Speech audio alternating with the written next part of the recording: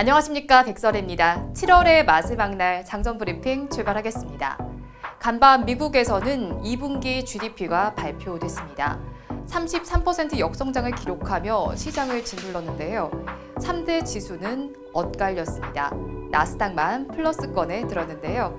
자세한 지수 상황 살펴보겠습니다.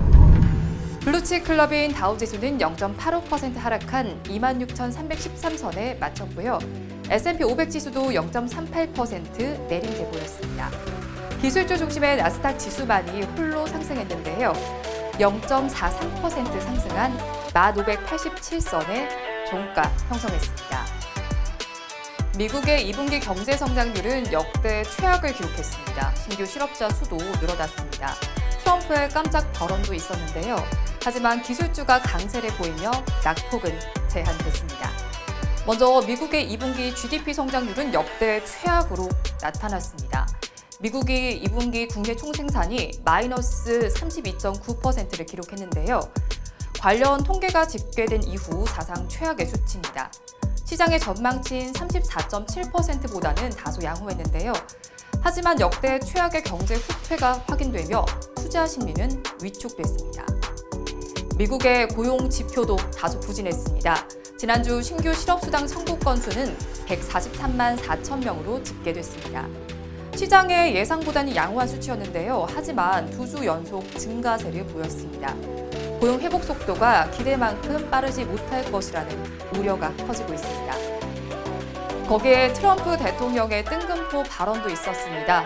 오는 11월 3일로 예정된 대선의 연기를 전격 제안했습니다. 상원과 하원이 모두 동의해야 대선을 연기할 수 있는데요. 실현 가능성이 낮다는 점에서 장세에 큰 영향을 미치지는 않았습니다. 다행히 주요 기술주들은 강세를 보였습니다. 이른바 마가로 불리는 4대 기술주 중에서는 마이크로소프트만 소폭 하락했는데요. 나머지 종목은 강세를 보였습니다. 페이스북과 넷플릭스도 상승 마감했고요. 퀄컴은 장 마감 후에 시장의 예상치를 뛰어넘는 2분기 실적을 발표했습니다. 거기에 화이자와 장기 특허 계약을 체결했다는 소식에 15% 급등했습니다. 다양한 이슈 속의 간밤 뉴욕 시장은 플러스와 마이너스가 공존했습니다. 이어서 뉴스 체크해 보겠습니다. 첫 소식입니다. 미국 경제가 연휴 마이너스 32.9%의 역성장을 기록했습니다. 2분기 국내 총생산 축소 수준은 시장과 전문가들의 예상에는 부합했는데요. 하지만 유례없는 마이너스 성장은 커다란 파장을 불러올 것으로 보입니다. 10년 가까이 이룩한 미국의 경제 성장률이 확대가 한 번에 사라졌다는 평가입니다. 트럼프 미국 대통령이 대선 연기를 언급했습니다. 코로나19로 11월 대선에서 일부 우편 투표가 이뤄지는 것에 사기 선거라고 말했는데요. 그러면서 사람들이 적절하게 안심하고 안전하게 투표할 수 있을 때까지 선거를 미룬다라며 물음표, 대선 연기를 제안했습니다. 하지만 여당인 공화당에서조차 선거는 그대로 치러져야 한다는 입장이 나왔습니다. 홍남기 부총리 겸 기획재정부 장관이 한국형 뉴딜 펀드를 마련하고 있다고 밝혔습니다. 현재 정부가 마련 중인 한국판 뉴딜 펀드는 국민들에게 안정적인 수익을 보장하면서 유동자금이 5G와 자율 자동차, 친환경 분야 투자로 이루어져서 윈윈할 수 있는 방안이라고 소개했습니다. 한편 한국판 뉴딜은 정부의 네 번째 대책에 속합니다. 셀트리온이 코로나19 항체 치료제 임상시험을 영국에서도 본격화합니다.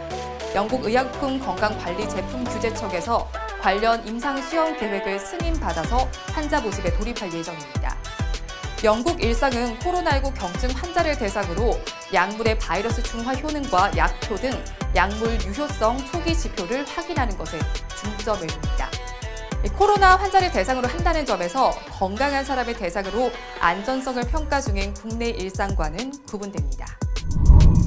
다음으로 환율 보겠습니다. 달러 인덱스는 미국의 경제 우려와 정치적 불확실성에 하락했습니다. 0.54% 내린 92달러 94센트에 마쳤습니다. 원달러 환율은 1원 30전 내린 1194원 40전에 마감했습니다. 끝으로 오늘 이슈앤 테마입니다. 약 1시간 전에 6월 산업활동 동향이 발표됐습니다. 산업 활동 동향은 현재 실물 경기를 진단할 수 있는 척도인데요. 코로나19 사태 속에서도 국내 산업 활동의 주요 지표가 모두 올랐습니다. 6월 전 산업 생산은 지난 달보다 4.2% 증가했습니다. 한편 금융기관 가중 평균 금리는 오늘 정오에 발표됩니다. 중국에서는 최대 게임쇼인 차이나 조이가 개최됩니다.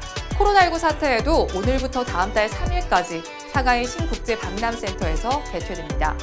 해외 유명 게임 업체들이 참여하는데요. 소니와 마이크로소프트는 참여하지 않습니다.